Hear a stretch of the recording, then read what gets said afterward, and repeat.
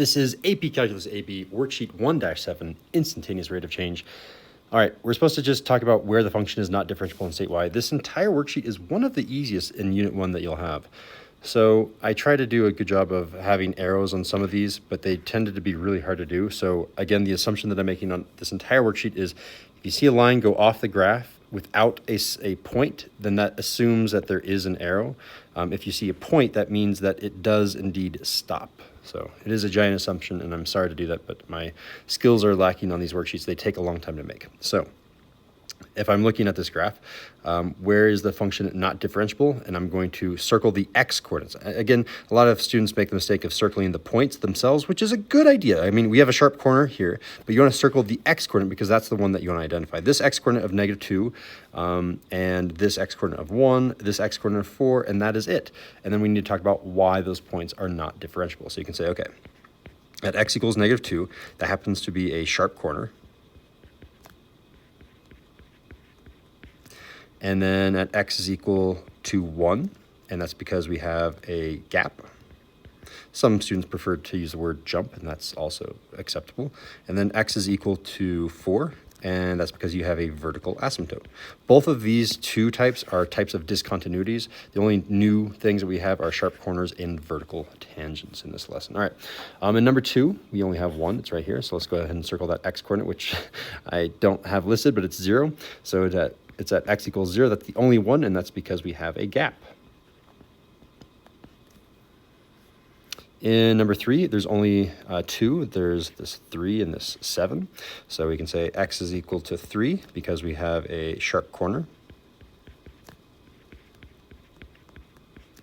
And at x is equal to 7 because it's an end point. You can't take the slope of an endpoint because you don't know if maybe it's going to do a sharp corner, maybe it's going to do something weird that doesn't match. You don't know.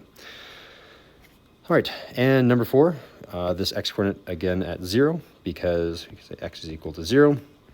This is a vertical tangent. Excellent. And then we're supposed to graph the instantaneous rates of change, the tangent lines to the slope. So you should have a line like this, a horizontal line. You cannot make a slope right there because you don't know if it's supposed to be that slope or that slope. There's like 2 different slopes there, and that's one of the reasons that you cannot take the derivative there. And then this slope right here is interesting because it's the same slope of a line. Anytime that you have a linear equation, you're drawing the line tangent, it's going to be the same exact line. And now we're supposed to talk about if it's greater than 0, less than 0, etc. So at this point at -2, our f prime, our slope, our instantaneous rate of change at that point is negative. The slope is clearly going down, so it's negative. We can say it's less than 0. F prime of 0, this point right here, that slope is equal to 0. F prime of 1 right here, we couldn't find a slope right here, so this one is equal to a does not exist. There is no slope there. It is not differentiable. And then finally, I'm talking about this point 2, this point 2 right here, and that was clearly going down, so again, that's less than 0. Moving on to number 6.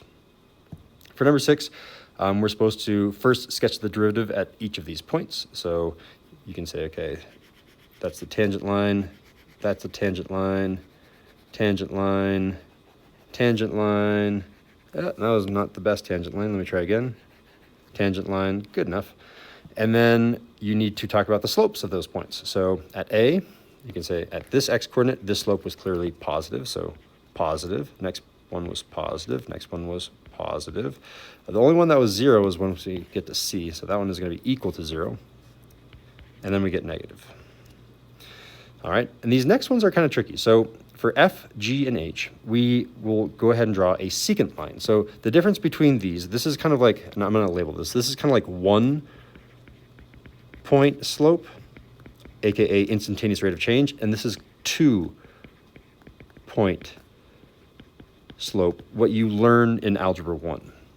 So 2 point slope, you can tell the 2 points, it's C and A, or you can maybe tell by this C and this A. I need to connect a line that connects C to A, so C and A, this point to this point. And let's go ahead and draw, I'm going to do all of these in blue, I think. So there's my secant line. And what is that slope? The slope of that blue line is clearly positive, so I'm going to say that one is positive. And then I'm going to try a new one. Okay, connect C to B.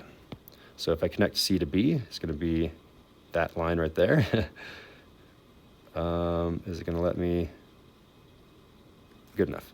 I can go through that and you can say, oh yeah, that slope is also positive, greater than 0. And then finally, if I connect C to the x-coordinate 0, I connect these 2 points, and it's kind of hard to see, but if I connect that, it's still a positive slope. So just practice knowing the difference between a tangent line and a secant line, 1-point slope versus 2-point slope. Being able to visualize that on the graph was really today's objective. All right, that concludes our worksheet 1-7 for AP Calculus AB. There's the back, there's the front. Thanks for watching.